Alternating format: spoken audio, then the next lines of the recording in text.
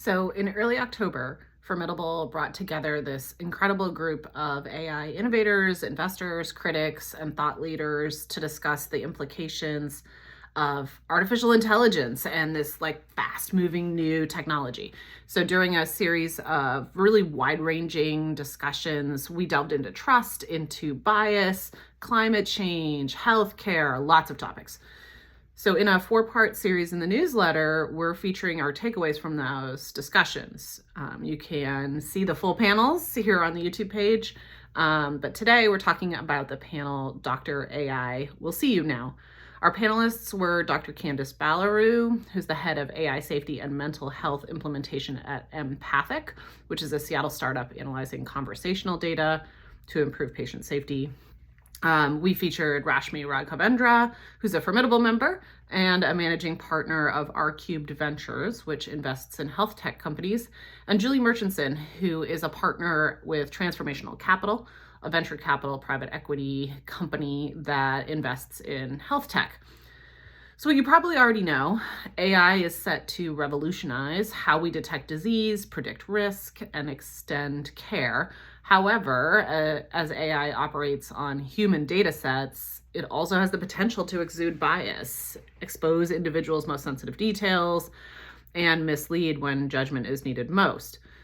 The blind spots pose a threat, especially for women whose health has long been subject to inequity in medical data and practice. AI is already seeping into healthcare, from diagnostics and personalized medicine to the growing number of people turning to chatbots like ChatGPT for health advice, symptom checks, nutrition plans, and even therapy.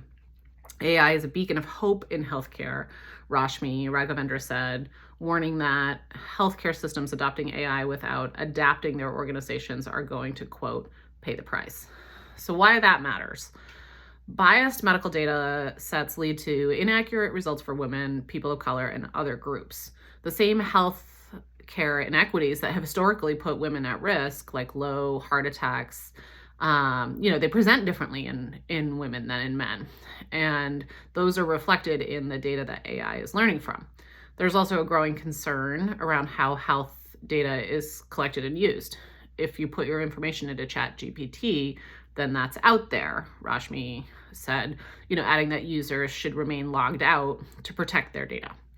It's not a medical setting and it's not covered under HIPAA laws, she told us. So the recent 23andMe data breach is kind of a cautionary example of what can happen when sensitive information isn't properly safeguarded. So what that means: no algorithm can replace the contextual understanding or emotional intelligence required in patient care. Julie Murchison highlighted the Mayo Clinic's use of AI when organizing and analyzing data to improve patient outcomes.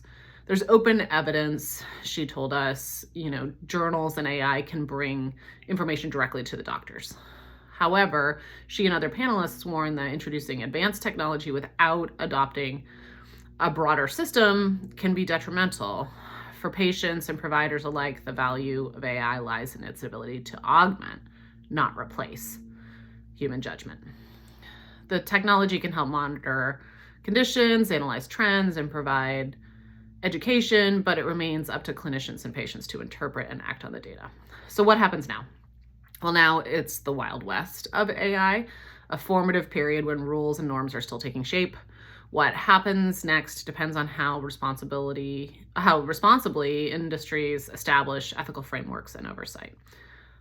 I don't want to leave you with doom and gloom because as a clinician, I don't feel that way. Dr. Ballaroo told us. However, we need to guide models and create benchmarks and rubrics for large language models, she said.